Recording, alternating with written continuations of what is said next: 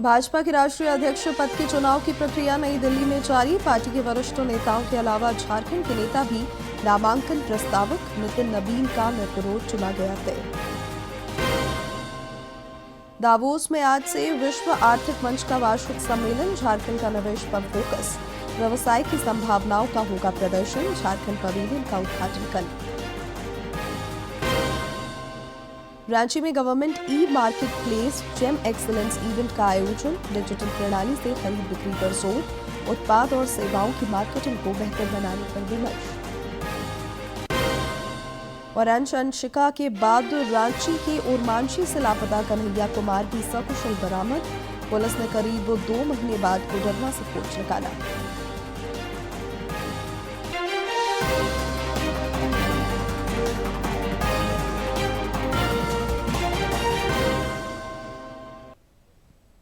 नमस्कार, खबरें झारखंड में आपका स्वागत है। मैं हूं शिवानी कुमारी और अब समाचार विस्तार से। भाजपा के राष्ट्रीय अध्यक्ष पद के लिए नई दिल्ली में चुनाव की प्रक्रिया जारी है। राज्यवार नेता नामांकन के प्रस्तावक बने हैं। झारखंड की ओर से प्रदेश अध्यक्ष आदित्य प्रसाद साहू के साथ सभी नेता पार्टी मुख्यालय में नामांकन प्रक्रिया के दौरान मौजूद रहे। नितिन नबीन का निर्विरोध भाजपा राष्ट्रीय अध्यक्ष चुना जाना लगभग तय है।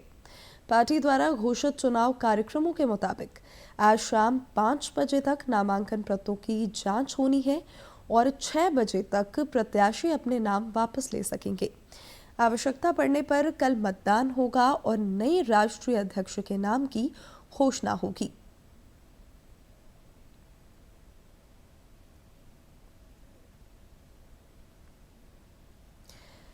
झारखंड भाजपा में पिछले दिनों ही संगठन महापर्व संपन्न हो चुका है। आदित्य प्रसाद साहू के पास प्रदेश भाजपा की कमान है, जबकि नए जिलाध्यक्ष भी कामकाज संभाल चुके हैं। गिरिडीह में भाजपा के नवनिर्वाचित जिलाध्यक्षों का कल अभिनंदन हुआ। गिरिडीह में आयोजित भाजपा की इस महत्वपूर्ण बैठक में संगठनात्मक मजबूती और आगामी राजनीतिक रणनीति पर विस्तार से चर्चा हुई। बैठक में 24 जनवरी को भाजपा प्रदेश अध्यक्ष आदित्य साहू के प्रस्तावित गिरिडीह दौरे को लेकर भी रणनीति तय की गई।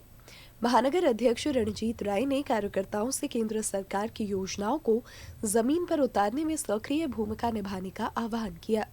आज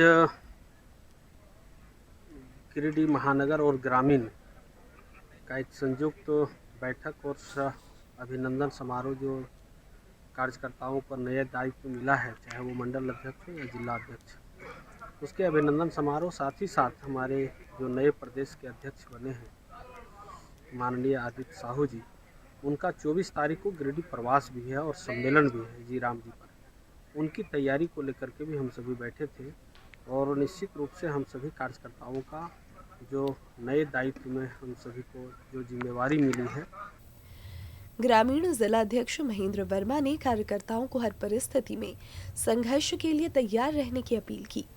उन्होंने कहा कि आम जनता तक केंद्र सरकार की योजनाओं का लाभ पहुंचाकर ही भाजपा भविष्य में सत्ता में वापसी करेगी। भारतीय जनता पार्टी झारखंड प्रदेश के नवनिर्वाचित अध्यक्ष आदरणीय आदित्य साहू जी का आगमन 24 जनवरी को गिरिडीह में होने जा रहा है। उसी का तैयारी को लेकर के भारतीय जनता पार्टी के एक कार्यकर्ता लगे हुए हैं। वरिष्ठ महिला नेत्री शालिनी वैश्यार ने कहा कि केंद्र में मोदी सरकार की लगातार जीत में महिलाओं की अहम भूमिका रही है। उन्होंने भरोसा जताया कि महिला कार्यकर्ता सरकार की महिला कल्याण योजनाओं को प्रभावी ढंग से जमीन पर उतारेंगी और संगठन को और मजबूत करेंगी। मंडल अध्यक्षगण निर्वाचित हुए हैं, उन सभी से मिलने जुलने का, उनके अभिनंदन का अवसर था और साथ ही में हम सभी ने मिल बैठकर आगामी 24 जनवरी को हमारे नवनिर्वाचित प्रदेश अध्यक्ष माननीय आदित्य साहू जी का आगमन गिरिडीह की धरती पर हो रहा है, तो कैसे हम सभी मिलकर भरपूर पूरे जोश से भरकर एक भव्य स्वागत, उनका एक ऐतिहासिक स्वागत गिरिडीह की धरती पर करें। कार्यक्रम के दौरान भाजपा के नवचयनित पदाधिकारियों को सम्मानित किया गया। नववर्ष के अवसर पर जिले के पत्रकारों को भी शॉल देकर सम्मानित किया गया। बैठक में पूर्व जिला अध्यक्ष महादेव दुबे, इंजीनियर विनय सिंह सहित बड़ी संख्या में भाजपा नेता और कार्यकर्ता मौजूद रहे। गिरिडीह से रमेश प्रभाकर की रिपोर्ट। स्विट्जरलैंड के दाओस में आज से विश्व आर्थिक मंच का वार्षिक सम्मेलन शुरू हो रहा है। पहली बार इसमें झारखंड का प्रतिनिधि मंडल भी मुख्यमंत्री हेमंत सोरेन के नेतृत्व में हिस्सा लेने के लिए दाओस में मौजूद है। मुख्यमंत्री राज्य में निवेशकों को विभिन्न क्षेत्रों में निवेश के लिए आमंत्रित करेंगे।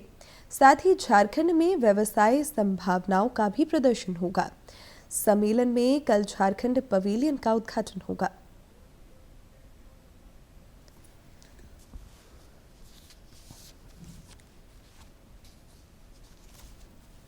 इस 5 दिवसीय सम्मेलन में 130 देशों के 3000 से ज्यादा प्रतिनिधि और 64 देशों के राष्ट्र प्रमुख शामिल होंगे। इसके लिए आयोजन स्थल पर सुरक्षा के कड़े बंदोबस्त किए गए हैं। इस सम्मेलन में एआई दुनिया को किस प्रकार से बदल रहा है जैसे विषयों पर चर्चा होगी। सम्मेलन में भारत की ओर से 100 से अधिक सीईओज और सरकारी प्रतिनिधिमंडल भाग लेंगे। सम्मेलन में शामिल होने के लिए केंद्रीय मंत्री प्रहलाद जोशी और के राममोहन नायडू पहुंच चुके हैं। इसके साथ ही सम्मेलन में महाराष्ट्र, आंध्र प्रदेश, मध्य प्रदेश, असम और झारखंड के मुख्यमंत्री निवेशकों के लिए अपने अपने राज्यों में जो व्यवसाय की संभावनाएं हैं उसके प्रदर्शन पर भी विस्तार से चर्चा करेंगे। वहीं सम्मेलन में कर्नाटक, उत्तर प्रदेश, केरल और तेलंगाना राज्यों की सरकारों के जो पवेलियंस है वो मौजूद हैं। इसीलिए PPP की अगर बात की जाए यानी पब्लिक प्राइवेट पार्टनरशिप किस तरह से नए आयाम लेती हुई नजर आएगी दावोस में, ये देखना होगा। पलामू के सांसद विष्णुदयाल राम की अध्यक्षता में गढ़वा में जिला विकास समन्वय और निगरानी समिति दिशा की बैठक हुई। समाहरणालय स्थित सभागार में आयोजित इस बैठक के दौरान जिले में संचालित विकास और जन कल्याणकारी योजनाओं की उच्च स्तरीय समीक्षा हुई। पलामू सांसद ने योजनाओं के बेहतर क्रियान्वयन पर बल दिया ताकि उनका लाभ जरूरतमंदों को मिल सके।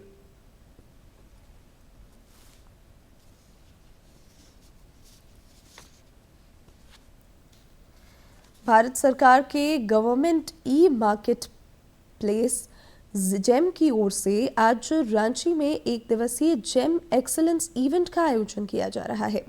सार्वजनिक खरीद बिक्री को अधिक पारदर्शी, दक्ष और प्रभावी बनाने तथा खरीदारों और विक्रेताओं को जेम की नई डिजिटल सुविधाओं के बारे में जानकारी देने के उद्देश्य से यह इवेंट का आयोजन हो रहा है। इस दौरान उत्पाद तथा सेवाओं की मार्केटिंग को बेहतर बनाने पर भी चर्चा हुई। कार्यक्रम में केंद्रीय वाणिज्य सचिव राजेश अग्रवाल, जेम के मुख्य कार्यकारी अधिकारी मिहिर कुमार और झारखंड सरकार के कई वरिष्ठ अधिकारी मौजूद रहे। आम लोगों को उनके कानूनी अधिकारों के प्रति सजग करने और समाज में व्याप्त कुरीतियों को मिटाने के उद्देश्य से जामताड़ा में कल विधिक जागरूकता शिविर का आयोजन किया गया। इस दौरान लोगों को बाल विवाह, डायन प्रथा और महिला उत्पीड़न जैसे गंभीर मुद्दों पर जागरूक किया गया। मौके पर लाभुकों के बीच परिसंपत्तियों का भी वितरण हुआ। न्याय और विकास की किरणें आज एक साथ धरातल पर उतरती दिखाई दी। मेगा विधिक जागरूकता शिविर के माध्यम से प्रधान जिला जज राधा कृष्ण ने समाज को आगाह किया कि बाल विवाह और डायन प्रथा जैसे अपराधों में कड़ी सजा का प्रावधान है। कानून की जैसा बनाया कि कोई डायन ही नहीं होती, किसी तरीके का कोई डायन नहीं होता। आपको कोई भी अगर कोई छोटा मारपीट का केस हो गया या पति पत्नी का मामला हो गया या कोई पड़ोसी किसी को आपको जमीन को लेकर झगड़ा हो गया, तो इन सभी मामलों के लिए हमारे यहाँ यदि आपके पैसा नहीं है, आपको कुछ तंग कर रहा है तो हमारे यहाँ जिला विधिक सेवा प्राधिकार है। आप लोग आइए, वहाँ पे आपको मुफ्त में कानूनी सलाह, अधिवक्ता, और यदि कोई है ना, शुरू में हम लोग ऐसा भी नहीं है कि है ना सीधे ना केस करवाते हैं, वहाँ पे मीडिएशन मतलब आपस में बातचीत भी करवाते हैं। कुटुंब न्यायालय के प्रधान न्यायाधीश राजेश कुमार ने जिले में बाल विवाह की समस्या पर गहरी चिंता जताई। उन्होंने कहा कि कम उम्र में विवाह होने से लड़कियां शारीरिक और मानसिक रूप से प्रभावित होती हैं, जो बाद में पारिवारिक विघटन का कारण बनता है। मैंने यहाँ पाया है कि यहाँ के गार्जियन अपनी बेटियों के साथ ही 9th क्लास होते होते कर देते हैं। आप लोगों के बीच बैठे हुए जितनी भी नव युवतियां हैं, मैं इनसे जानना चाहूंगा, आप अगर पाएंगे तो मैक्सिमम का एजुकेशन लेवल 9th से 10th क्लास होगा। लगभग 9-10 क्लास होते होते इनकी बच्चियों की माता पिता इनके शादी दे देते हैं। होता यही है कि वो 9वीं क्लास की लड़की न शारीरिक रूप से तैयार होती है न मानसिक रूप से। अधिकारियों ने विभिन्न विभागों द्वारा लगाए गए स्टॉलों का निरीक्षण किया और योजनाओं की प्रगति का जायजा लिया। पुलिस अधीक्षक राजकुमार मेहता ने भी सख्त लहजे में कहा कि डायन के नाम पर प्रताड़ना और मानव तस्करी कतई बर्दाश्त नहीं की जाएगी। 14 साल 12 साल में शादी करके आप उसको वो कष्ट वाला जीवन दे रहे हैं। जो बच्ची खुद बच्ची है, आप उसे बच्ची और बच्चा पैदा करने के लिए आप उसे शादी कर रहे हैं, तो ये गलत है। तो आप कभी भी बच्ची को बड़ा होने दीजिए, पढ़ाइए लिखाइए, उसके बाद उसका शादी करिए। शिविर के अंत में दिव्यांगों को ट्राई साइकिल और अन्य लाभुकों को प्रमाण पत्र दिए गए। इस पहल से न केवल लोगों को न्याय तक पहुंचने का रास्ता मिला, बल्कि समाज की मुख्य धारा से जुड़ने की उनकी उम्मीदें भी बलवती हुईं। उम्मीद है कि ऐसे शिविरों के माध्यम से जामताड़ा जैसे क्षेत्रों में सामाजिक कुरीतियों का अंत होगा और लोग कानूनी रूप से जागरूक बनेंगे। डीडी न्यूज के लिए जामताड़ा से उज्जवल की रिपोर्ट। केंद्र सरकार राष्ट्र को गति देने के उद्देश्य से लगातार रेल सेवाओं को सुगम बनाने का प्रयास कर रही है। प्रधानमंत्री नरेंद्र मोदी ने पश्चिम बंगाल और असम से देश को कई नई अमृत भारत एक्सप्रेस ट्रेनों की सौगात दी है। इसका लाभ झारखंड को भी मिला है। नरेंद्र मोदी ने पिछले 48 घंटों में देश को कई नई अमृत भारत एक्सप्रेस ट्रेनों की सौगात दी है।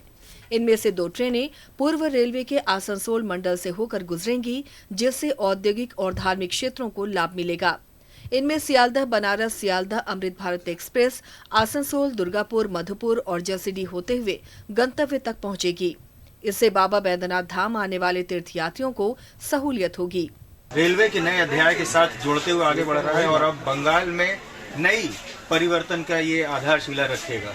नए अमृत भारत एक्सप्रेस ट्रेन का आसनसोल दुर्गापुर मधुपुर और जसीडीह स्टेशनों पर भव्य स्वागत किया गया। जसीडीह स्टेशन पर मंडल स्तर पर विशेष कार्यक्रम का भी आयोजन हुआ और औपचारिक रूप से इसे आगे की ओर रवाना किया गया। इस दौरान स्टेशन पर यात्रियों और स्थानीय लोगों में खासा उत्साह दिखा।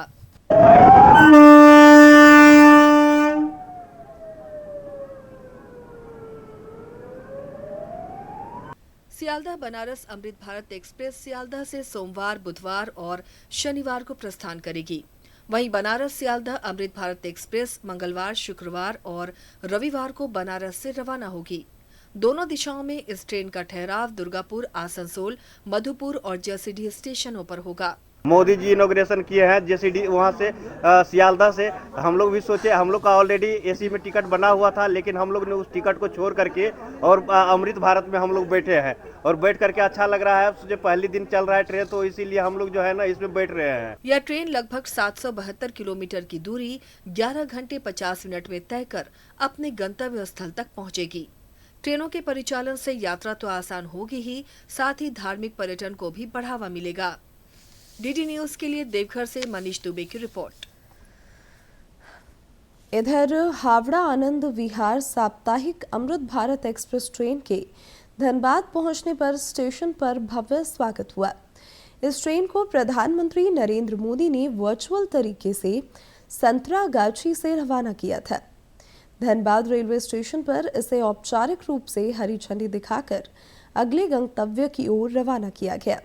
यह ट्रेन 22 जनवरी से हर गुरुवार को हावड़ा से और हर शनिवार को 24 जनवरी से आनंद विहार से चला करेगी। इस मौके पर सांसद ढुल्लू महतो ने कहा कि फिलहाल यह ट्रेन है जिसे नियमित करने का भी प्रयास किया जा रहा है। राज्य के अंदर एक राज्य से दूसरे राज्य जाने के लिए एक ऐसे गाड़ियों की कमी थी, जो हम सब पूरा करने का आश्वासन हमारे अश्विनी वैष्णव जी, जो हमारे रेल मंत्री जी, उन्होंने दिया है। मोदी जी के निर्देश पर मुझे पूरा विश्वास है, जो लंबे समय से जो सपना हमारे धनबाद वासियों को था, उस सपना को पूरा हर हाल में करने का काम करेंगे। रांची में इंडियन मेडिकल एसोसिएशन राज्य शाखा की कार्यकारिणी समिति की कल महत्वपूर्ण बैठक हुई। इस दौरान क्लिनिकल एस्टैब्लिशमेंट एक्ट में संशोधन पर वक्ताओं का जोर रहा। डॉक्टरों और एसोसिएशन के पदाधिकारियों ने इस मुद्दे को लेकर आंदोलन तेज करने की चेतावनी दी है। हम लोग के बहुत सारे मुद्दे हैं जो जो बहुत सारे मुद्दे हैं जो हम लोग के लिए है ही। चिकित्सकों के साथ साथ हम लोग मरीजों का भी कैसे कैसे हम लोग उनके लिए और अच्छे से कार्य कर सकें, इस सब पर आज हम लोग का विस्तृत डिस्कशन हुआ है, जिसमें सारे बहुत से टॉपिक्स हैं जो हम लोग का जो डिमांड है उसके बारे में भी हुआ है, और जो बहुत जगह प्रॉब्लम चलता है डॉक्टरों के साथ उसके बारे में बात हुआ है। और इसके लिए सरकार ने स्वयं इसके पूर्व के जो एससीएस थे अरुण कुमार सिंह और वर्तमान में जो एससीएस है डॉक्टर अजय कुमार जी, ये लोग दोनों ने एक हाई लेवल कमेटी सरकार के द्वारा बनाया गया था, और उसमें उन लोगों ने स्पष्ट लिखा कि झारखंड जैसे राज्य में जहां पर संसाधन और यहां पर जियोग्राफिकल ये सारा देखते हुए क्लिनिकल एस्टेब्लिशमेंट एक्ट में संशोधन बहुत जरूरी है। प्रधानमंत्री की समीक्षा बैठकों की वजह से देश में विकास की लंबी लकीर खींची जा रही है। इन समीक्षात्मक बैठकों से हिमाचल प्रदेश के परवाणु सोलन 4 लेन हाईवे को भी गति मिली है।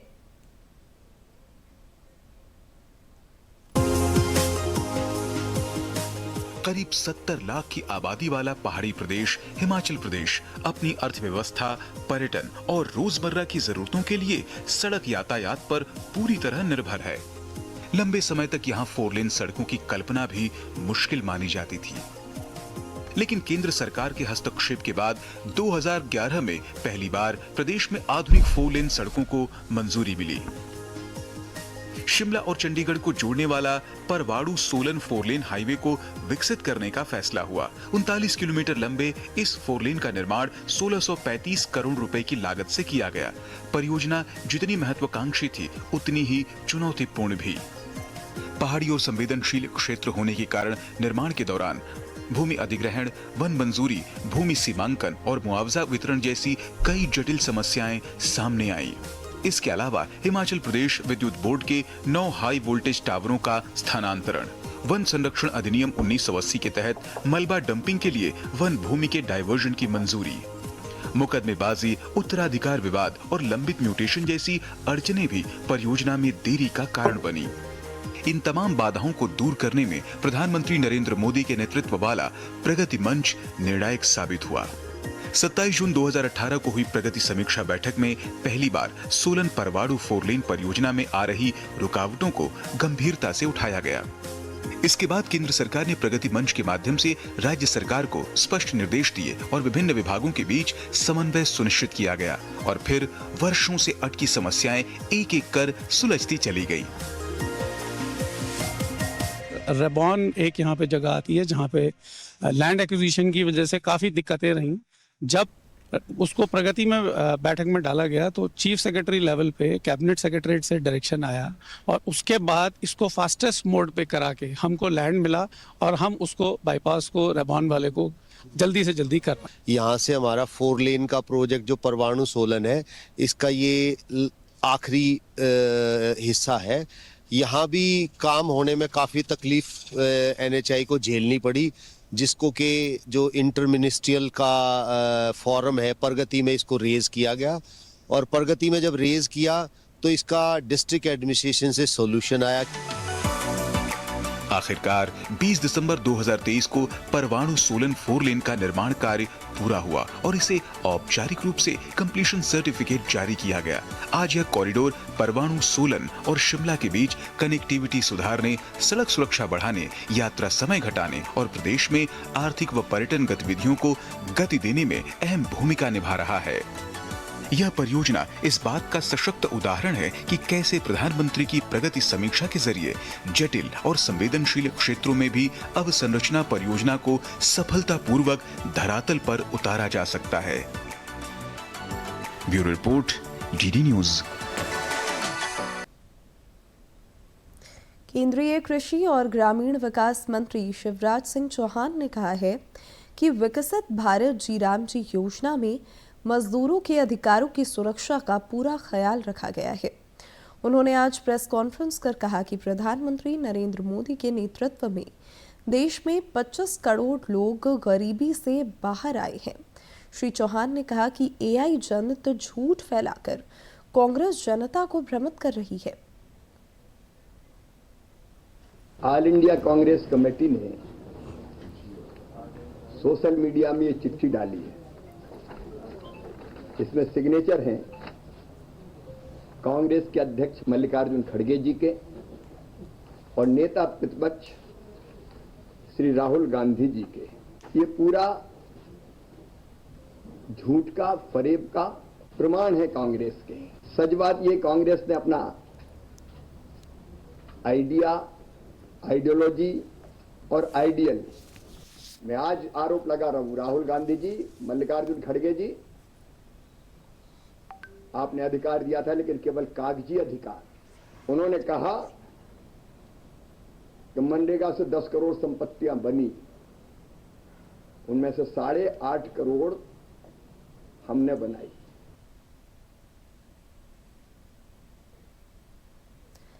रांची के ओरमांझी इलाके से पिछले 2 महीने से लापता कन्हैया कुमार को पुलिस ने कोडरमा से खोज निकाला है। अनुशंसिका की सकुशल बरामदगी के बाद कन्हैया कुमार की बरामदगी को पुलिस के लिए बड़ी कामयाबी मानी जा रहा है।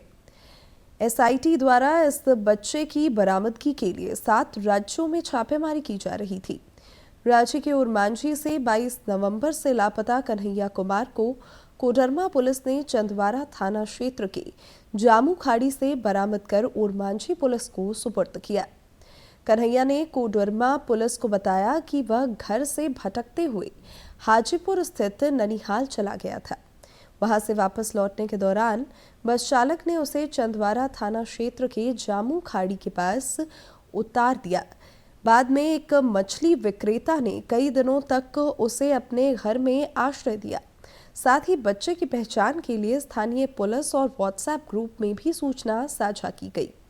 इधर रांची में लापता बच्चों और बच्चा चोर गिरोह की तलाश में गठित एसआईटी से मिले इनपुट के आधार पर कोडरमा पुलिस ने कन्हैया की पहचान की और उसे बरामद किया। मामले की जानकारी देते हुए डीएसपी रतिभान सिंह ने बताया कि बरामद बच्चे को ओरमांझी पुलिस को सौंप दिया गया है।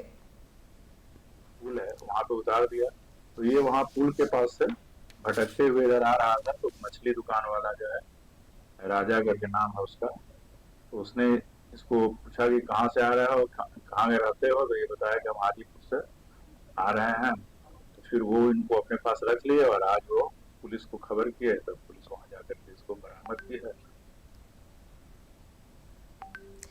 भारत के धर्म आध्यात्म सदियों से दुनिया को आकर्षित करते रहे हैं। आज भी बड़ी संख्या में लोग आस्था के प्रकटीकरण के लिए भारत पहुंचते हैं। इसी क्रम में अमेरिका के एक दंपति भी देवघर पहुंचे और भगवान बैद्यनाथ की पूजा अर्चना कर श्रद्धा व्यक्त की। इस विदेशी दंपति ने अपना नाम भी बदल लिया है। धर्म आध्यात्म की नगरी देवघर न सिर्फ देश में प्रसिद्ध है, बल्कि विदेशों के भी लोगों को देवघर बाबा भोलेनाथ अति प्रिय हैं। भगवान भोलेनाथ का आशीर्वाद लेने अमेरिका के दंपति डेविड और आइला देवघर पहुंचे और विधि विधान से पूजा अर्चना की। दंपति ने बताया कि 11 साल पहले उन्होंने बाबा बैद्यनाथ मंदिर में विवाह किया था। Maharishi International University in Fairfield, Iowa. A lot of silence. Peace. अमेरिकी दंपति ने हिंदू रीति रिवाज और भारतीय परंपरा से प्रभावित होकर अपना नाम भी परिवर्तित किया। बाबा बैद्यनाथ धाम के राजपुरोहित आनंद राज ने कहा कि डेविड ने अपना नाम कार्तिक और आइला ने ऐश्वर्या रखा। साल पहले ही यहाँ पे बैद्यनाथ धाम में शादी हुआ है और ये लोग हमारे सनातन धर्म को बहुत ही मानते हैं और बाबा बैद्यनाथ जी को भी। ये कम से कम यहाँ पे 4 से 5 बार आ चुके हैं। बाबा बैद्यनाथ धाम में स्थापित शिवलिंग को मनोकामना शिवलिंग भी कहा जाता है। यही वजह है कि भोलेनाथ की शरण में अब विदेशी मेहमान भी पहुंच रहे हैं और पूरे भक्तिभाव से बाबा की पूजा अर्चना कर रहे हैं। देवघर से मनीष दुबे की रिपोर्ट। और अब जानते हैं किन बातों के लिए इतिहास के पन्नों में आज का दिन खास है। 19 जनवरी साल 1597 में महाराणा प्रताप सिंह सिसोदिया का निधन हुआ। वे मेवाड़ के उदयपुर में सिसोदिया राजपूत राजवंश के राजा थे। प्रताप सिंह राणा उदय सिंह और जयवंता बाई के पुत्र थे। उनका नाम इतिहास में वीरता, शौर्य, त्याग, पराक्रम और दृढ़ प्रण के लिए अमर है। 18 जून 1576 में उनके नेतृत्व में लड़े गए ऐतिहासिक हल्दीघाटी युद्ध में उन्होंने अकबर के मुख्य और प्रिय सेनानायकों में से एक बहलोल खान के उसके घोड़े सहित 2 टुकड़े कर दिए। प्रताप ने मुगल शासक अकबर की अधीनता स्वीकार नहीं की और कई सालों तक संघर्ष किया। आधे हिंदुस्तान के बदले अपनी मेवाड़ रियासत न छोड़ने वाले महान पराक्रमी प्रताप ऐसे शासक थे जिन्होंने कभी भी किसी के सामने अपना सिर नहीं झुकाया। उन्होंने सिर झुकाया तो सिर्फ अपने आराध्य एकलिंग जी के सामने। भारतवर्ष में उनका नाम सर्वश्रेष्ठ स्वतंत्रता सेनानियों में अग्रणी है। 19 जनवरी साल 2006 को राष्ट्रीय आपदा प्रतिक्रिया बल NDRF की स्थापना हुई।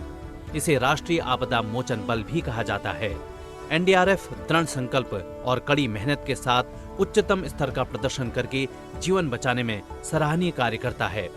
इस आपदा मोचन बल ने समय समय पर देश में आई प्राकृतिक आपदाओं के साथ साथ बाढ़ और एक के बाद एक आए चक्रवातों के दौरान अनुकरणीय कार्यों की मिसाल पेश की है। 19 जनवरी साल 1736 में जेम्स वॉट का जन्म स्कॉटलैंड में हुआ। वे एक महान गणितज्ञ और इंजीनियर रहे। जेम्स के द्वारा भाप के इंजन के कार्य प्रणाली में किए गए सुधार ने यूरोप की औद्योगिक क्रांति में महत्वपूर्ण भूमिका निभाई। उससे पहले संपूर्ण औद्योगिक व्यवस्था मूलतः पशु शक्ति और मानव की शारीरिक शक्ति पर आश्रित थी।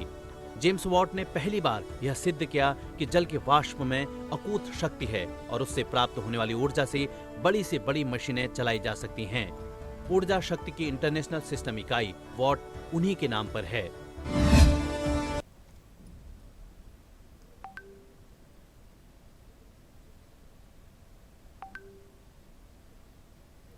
दूरदर्शन झारखंड पर पल पल की खबरों से जुड़े रहने के लिए आप हमारे social media platform X, Facebook, Instagram और यूट्यूब से जुड़ सकते हैं, क्योंकि खबरों से जितना बाखबर रहना ज़रूरी है, उससे ज़्यादा ज़रूरी है सटीक, संतुलित और निष्पक्ष समाचार। हमारा X हैंडल है @DD News Jharkhand, Facebook page है DD News झारखंड और इंस्टाग्राम अकाउंट है DD News झारखंड। आप हमें YouTube channel Jharkhand DD news पर भी देख और सुन सकते हैं। अब अंत में मुख्य समाचार एक बार फिर।